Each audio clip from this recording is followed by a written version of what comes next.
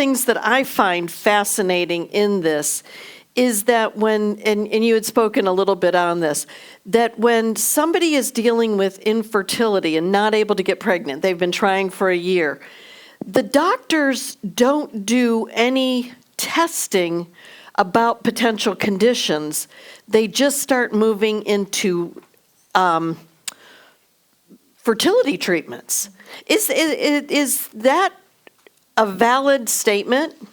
Yeah, so the way I would frame it is they do insufficient testing. So they may run a basic blood panel or do a basic diagnostic test to try to understand what's happening hormonally. They may test the sperm of the man to see if there's something going on there.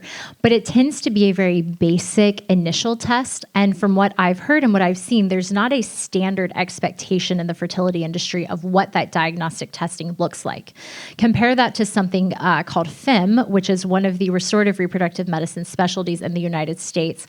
FEM's approach includes testing a woman's hormones every single day for 30 days, maybe multiple times, to understand not only what her hormones are doing at one point in the month, but what are your hormones telling you at every single day of the month? Are they spiking? Are you actually ovulating? Are you ovulating enough? If you have PCOS, your ovulation numbers that are normal for other women are actually too low to actually conceive. So you have to boost that further. They're prescribing medications, potential hormones. They're looking at the male health in natural procreative technology or NAPRO technology, which is one of the most popular approaches. They're taking surgical approaches, exploratory surgeries to look for endometriosis, for any blocked fallopian tubes, for any causes that could be missed by modern medicine. And the reality is that oftentimes women will start experiencing reproductive health conditions as early as 12 years old. And yet typically doctors are not well trained in actually diving deep at that early stage and asking, well, what's going on here? Why is there severe pain or inconsistency or these odd symptoms? And so oftentimes women will be put on a form of birth control that will suppress the pain, but does nothing to actually heal what's going on underneath. So they're on a form of birth control for a decade to manage the pain, only to come off of birth control and find out that what was started as maybe stage 1 endometriosis is now stage 3 or stage 4 endometriosis, which is one of the driving causes of infertility or difficulty in conceiving for women. And if I could just make a comment on even the history of how this has developed, is that after Louise Brown was born, the first, they called her a test tube baby, but it was really a petri dish where she was conceived. There was such excitement around the world that there was an answer to these women who were suffering from infertility.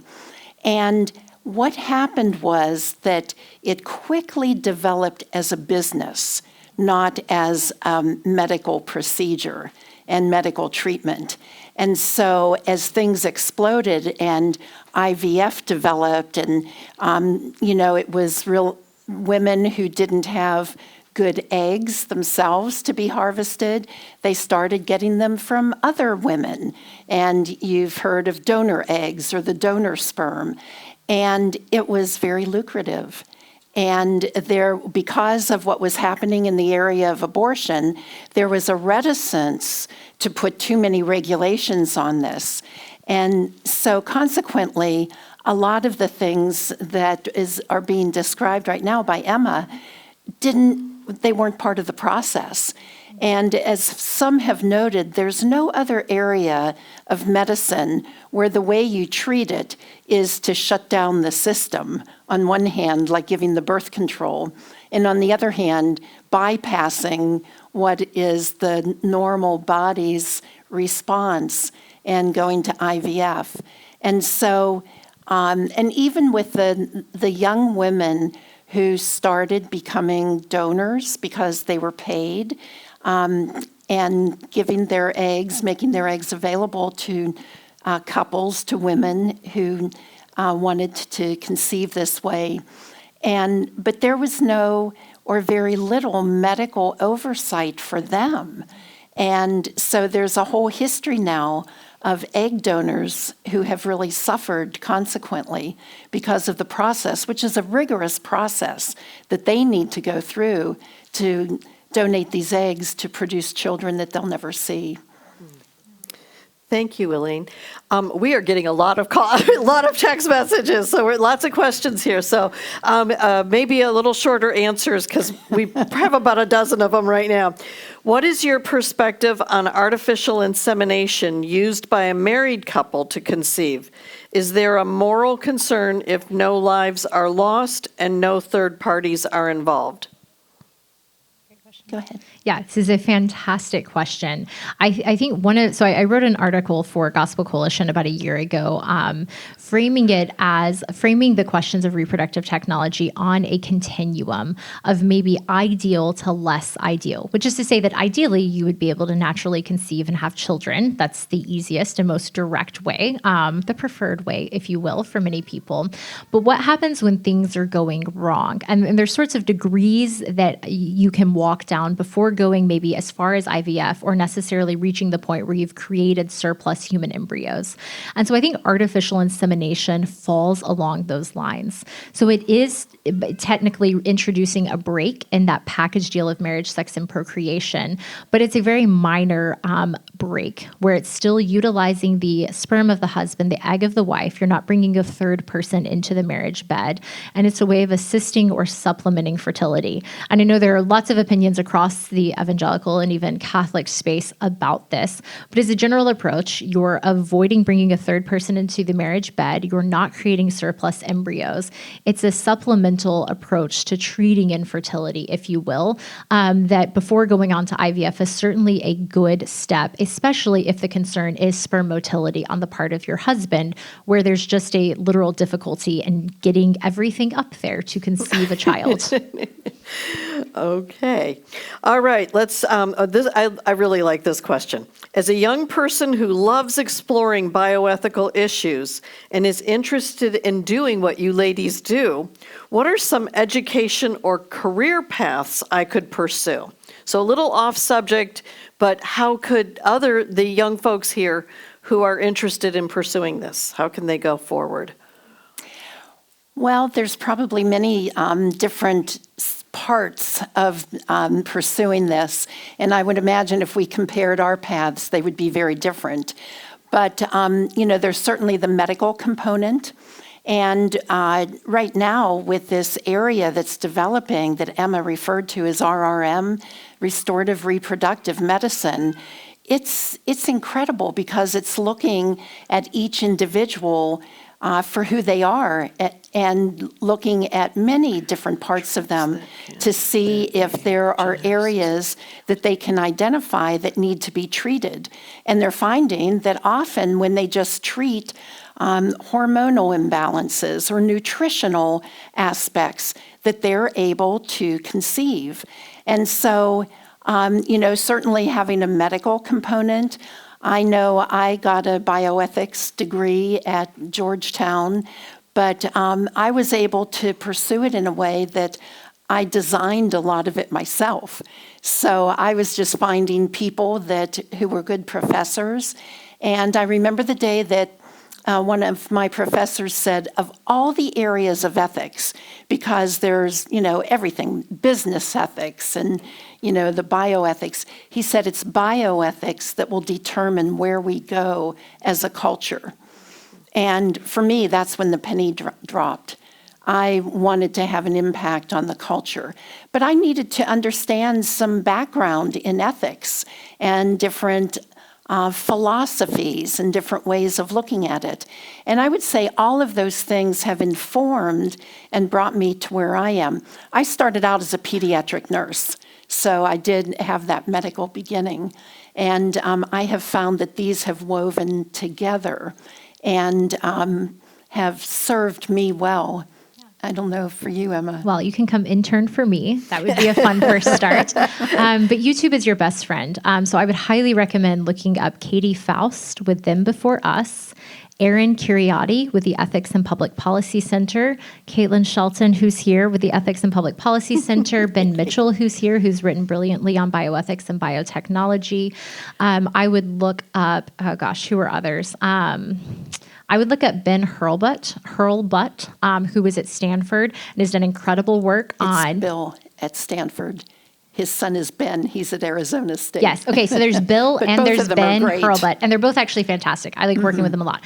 I would start with those people, and then frankly use your YouTube recommendations to go from there. Ali Beth Stuckey speaks brilliantly on these topics and has had a lot of these doctors on to talk about these issues. Jennifer Law with the Center for Bioethics and Culture previously. Start there, dive deep, learn everything you can on the topic, and you'll be surprised at the opportunities and ways you find of just sort of inserting yourself in fields that you're interested in. Great answer, ladies. Okay, this one's a little tricky. I've read it a couple of times. Are the traits that the geneticists claim to be able to detect and screen for really manifested in the baby the way they claim it, or are they guessing? Such a good question. If you want the 6,000 word version, I recently published a paper called The False Promise of Polygenic Screening. It's actually really interesting, if I do say so myself. That gets into all of the studies behind it, if you want to go that in depth. The short answer is yes and no. Human genetics has expanded at such an incredibly interesting and fascinating rate that they can, in many cases, they can recognize and see these things. They know if they're looking at height or IQ or particular diseases or conditions. The question is how accurate are the predictions? And that's where there is a lot of debate and a ton of uncertainty, where the companies will say, well, it's basically 90th percentile. If we tell you, and this is where it's tricky though, is because they say we're 90% sure you have a 17% chance, higher than the average of all people in the United States, of contracting the condition or disease that we've told you about. And I think for the average American, you're like, so what does that actually mean? Like, am I going to get it? And it's unclear because it's just based on the average of other Americans in the United States, and you have either a higher or a lower chance. So for example, if you go to Nucleus Genomics, they have these pictures of babies that just sort of circle the page. And beside every picture of the beautiful babies, it's like +1 Alzheimer's risk, -1 obesity risk. And you're like, well, what does that actually mean? +1 compared to what? -1 compared to what? And that's where the debate really comes in. And that's where there really is a lot of uncertainty about what they can actually do. And there are studies that show that even when scientists are comparing the genetic polygenic risk score of born sibling groups, they're only right in predicting which sibling is the tallest sibling about 25% of the time. And they can actually compare their results once they remove the blinders to see the siblings. And 18% of the time, they actually picked the shorter sibling in their effort to pick the taller one. So I would be very skeptical of how reliable it is. But the most dangerous part is, regardless of if it works or not, they're telling people that it does and they're believing them. And I think, too, it feeds into the desire that we have to control and leads us to believe that we can. And what happens if you're a parent or wanting to become a parent and you've made all these decisions about the child that you want and everything's been tested and they do turn out different? And then how do you treat that child? Are they a disappointment? So that goes into the whole parenting thing. And I'll just mention, too, I think there's areas like gene editing that with CRISPR, you've probably heard of that, when they first started doing it, they thought it would be a panacea of going in and just being able to cut out a gene or put in a gene and take care of diseases. And then it was a big surprise that it didn't work that way. And they discovered that genes don't work exactly like that. They often work together in clusters. And so I think this is probably an area that there's going to be surprises that the way it turns out isn't exactly what we thought. All right, let's move on to the next one. I cannot believe, I bet you we have now 20 questions here. What might your response be to someone who asks, What's the difference for a child born through surrogacy and a child who is welcomed into a family through adoption? This is a great question. So what is the difference between surrogacy and adoption? And this is frequently what happens if you say, well, we should maybe rethink commercial surrogacy. And people say, so you hate adoption and children? And you're like, what? This is not at all, and frankly, it's just not at all the same thing. So in adoption, first, it's very important to note that adoption is not a treatment for infertility. Adoption is an act of charity toward a child who has lost the opportunity to be raised by one or both of his or her biological parents due to death, abuse, abandonment, or another difficult situation. It's not ideal, it's not the intention, but adoption enables you to offer that child a home where the child doesn't have a home. Surrogacy, on the other hand, is the intentional creation of a child using someone outside that marriage bond between a man and a woman, or if one isn't married, just using a surrogate outside of that, to create a child, to bring a child in the world who will necessarily have multiple individuals they could call their parent. So in surrogacy, for example, we say that the child could have upwards of, or could have as many as 6 quote unquote adults to call parents. You have the biological mother, the biological father. You could have the intended mother and the intended father who actually want to raise the child apart from the genetic material they purchased. You have the surrogate mother, who's the gestational mother of the child and brought them into the world. And then you have the fertility doctor involved in the process. So with surrogacy, you have the intentional creation of a child in such a way that they have now multiple parents to call their own in a way that's just very different from the adoption process. Well, there you go. That was a lot. Okay, this takes us back into the church. What is the Christian response to all the fertilized embryos not yet implanted? Is the church called to bring them to term? Is our culture called to bring them?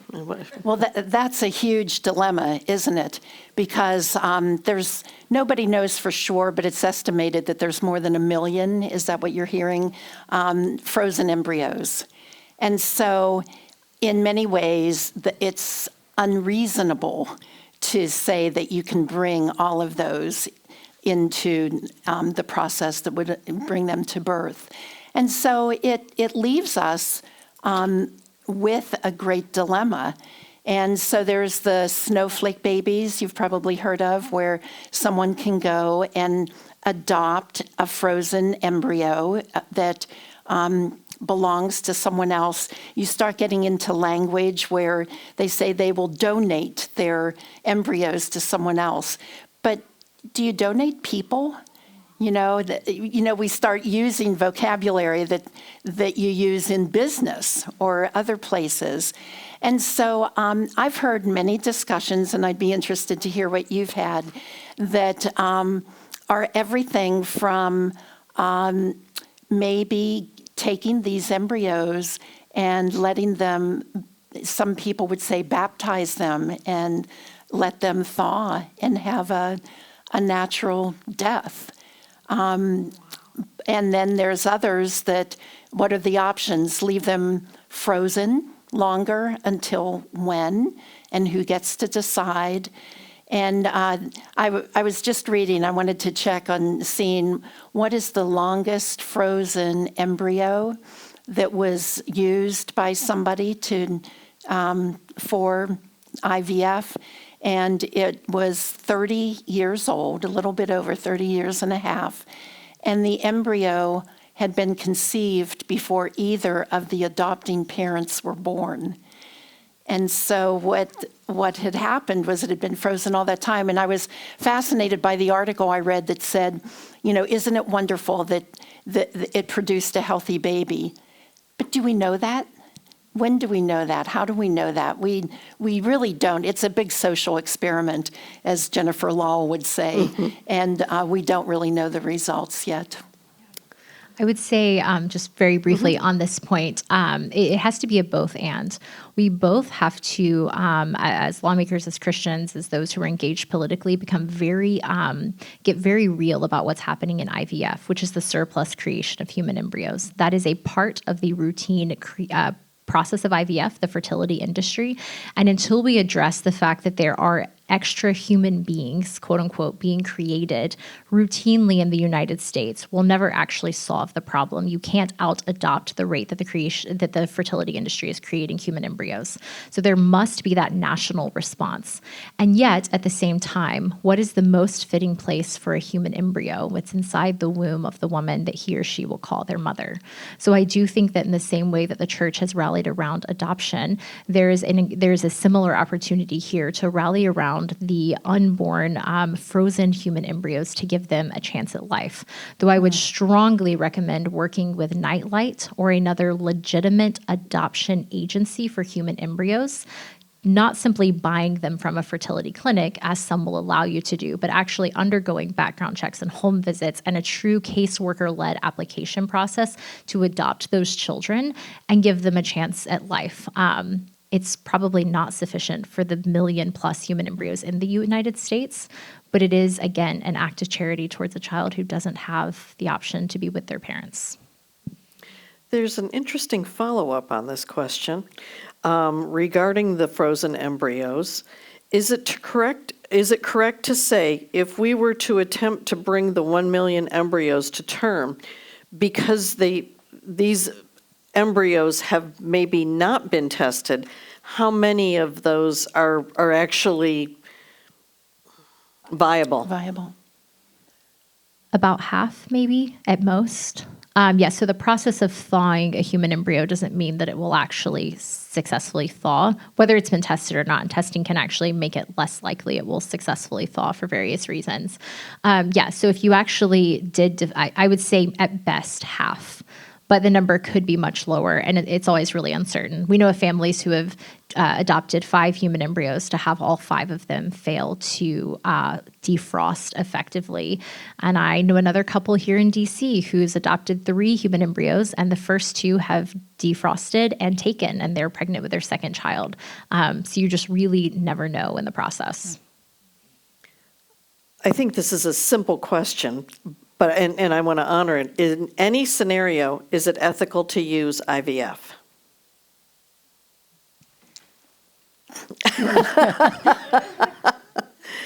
There's a long and a short answer. And I was just talking with some people about this today.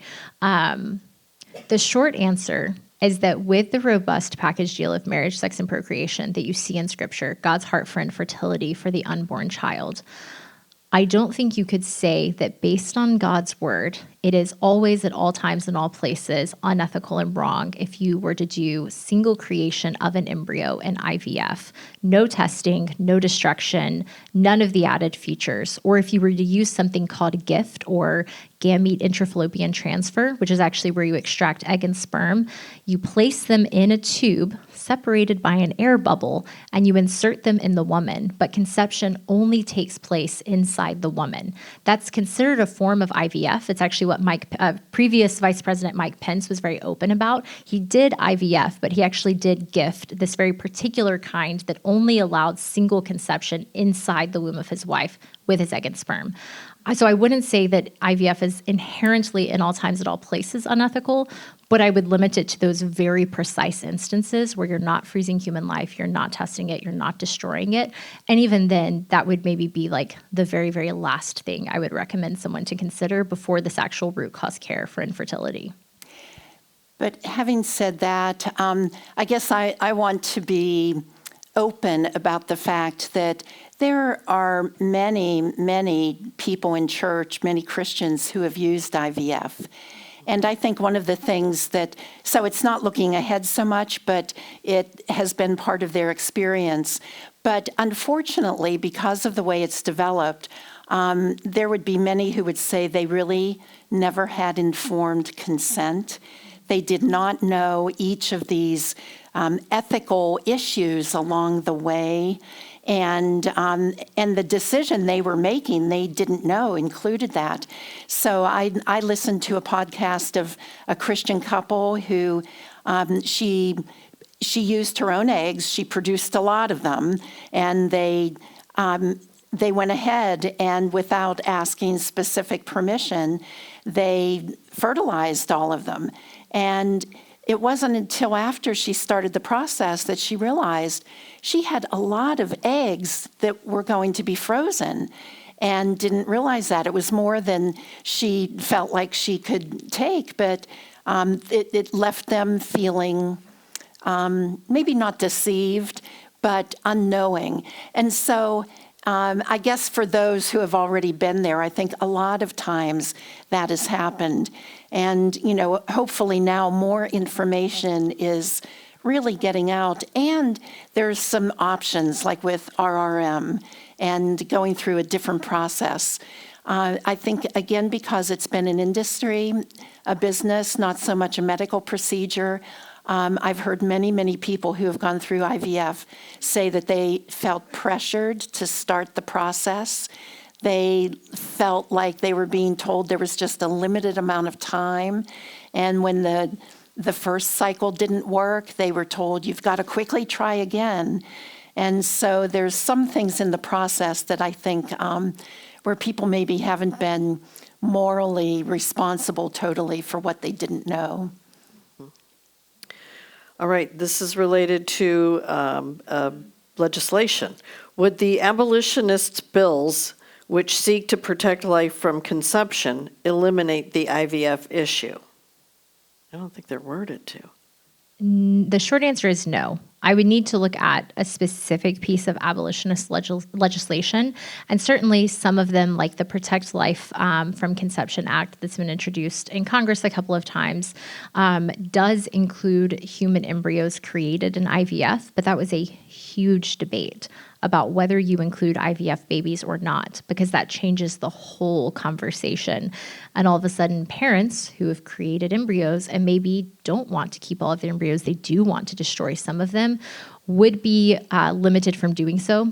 Only one state actually has a law in place that prohibits you from destroying human embryos. That's Louisiana. And they are potentially introducing a law where they're trying to even weaken that. And apparently the reality is on the ground is they just ship embryos out of state to destroy them. So the short answer on topic is that potentially abolitionist bills would prohibit the destruction of human life. But going back to our conversation on embryo adoption, it's not just the destruction, it's the surplus creation. And none of the bills would address the bigger issue, which is creating far too many human embryos in the first place that we now don't know what to do with. Okay. I love the fact that we're covering a lot of topics here. Good job. How much of the lack of testing and push toward IVF is possibly also driven by insurance companies controlling the medical industry, the medical reproductive industry? So, this is really interesting. Insurance companies don't want to cover IVF because it's really expensive.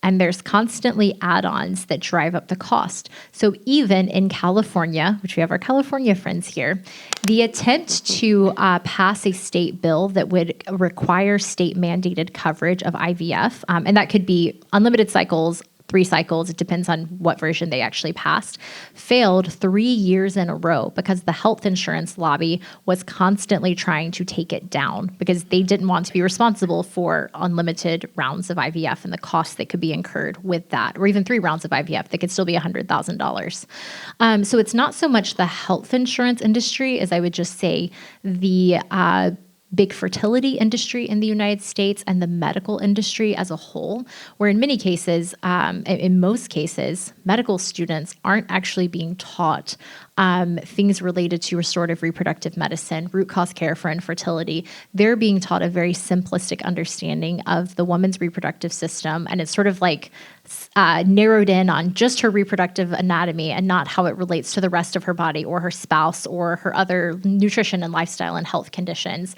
And so it's that doctors themselves aren't trained in this, so that the only insight that they're really qualified or that they've really been told to tell you tends to point them toward IVF because that's what they've been told works for infertility. And it's interesting with the RRM, taking a look at root causes and the whole person, both people, both in the couple. I was just reading an article today where the fertility industry was referring to that as not being really medical people, not being medical doctors who are practicing RRM. So they see that as a financial threat to people coming and doing the IVF. So again, it is a big business. Really, it's very short on this point. The American Society for Reproductive Medicine, which is the largest fertility organization in the United States, hosted their annual conference in October. They had 4 different panels on quote unquote debunking RRM, or what is RRM. But one of the really interesting things that some of our friends who are doctors who went told us was that there were multiple doctors who either publicly or privately said, hey, regardless of what you think about RRM, I'm getting patients coming to me now who want to understand what's causing their infertility and want better medical care than just IVF. And so they were like, so regardless of what you think about it, you need to start giving us guidance because this is what patients are actually asking for, and we need to be equipped to respond to that. So I think there is a really powerful role of just patient desire and demand that can really help reshape industries, even if they're quite unwilling to do so. Okay, we've got about 10 questions and about 2 minutes. But somebody's asking for remind them of the quote you mentioned about how parishioners tend to feel when they consider going to clergy for help with life and reproductive questions. What was your quote? The quote there was, I think this was a study that Anglicans for Life did, where an unpublished study with the clergy that you showed me. Oh, yeah. Yes. Okay. So where parishioners don't think that their pastors, their deacons, their vestry, their leaders are equipped to talk about key issues related to infertility and beginning of life care. And so they just tend not to go to them in the first place. There wasn't really a number attached to it, just that you don't associate your pastor with having knowledge of this, therefore you don't talk to him about it. And so then you're only with doctors in the fertility industry who point you one direction. And, okay, we're going to come back to that point because I'm going to do a little plug about the bioethics website based on that a little bit. Okay, do you believe that if churches focused more on adoption and spreading education, would that help to eliminate some couples searching for options other than the one God designed by God? Do you believe if the churches focused more on adoption and spreading education information about infertility, would that help to eliminate some couples searching for fertility options other than the ones that are designed by God? Short answer, maybe. But I think that there is a natural desire that many people have to have a biological child that drives them to the fertility industry to begin with. So I think it can in part help, but there is the bigger biological question, the conversation you have to have first. Yeah, I mean, the Falls Church does have a very strong ministry with adoption, concerning adoption, and really comes alongside of people who do, and I think that's great. But I'm not sure if that's answering the question for those who want to have a child, and that is what's driving them. And so it does need to be a bigger conversation and a holistic conversation, because it's not just, can I have a child or not have a child? Because I loved what you said about idolatry. And that I think we've probably all seen people that have become obsessed with this. And if we step back and help one another to see our whole lives being who God has made us, what He's doing in us, that He's made us on purpose and for a purpose. And that this is part of our life, but there's a bigger part of who we are. And helping people to deal with that, I think, is part of the whole process. All right, one quick question. Is the IVF industry regulated or any oversight by government? What would be the reaction on the Hill to this type of legislation being introduced? The short answer is the fertility industry is underregulated and unaccountable. There is one 1992 law, the Fertility the Fertility Clinic and Success Rate Act, governed through the CDC, which oversees certain aspects of the IVF process and certain aspects of donor eggs.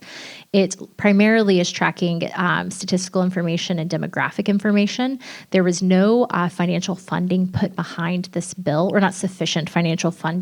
So there's actually no regulatory punishments connected to it.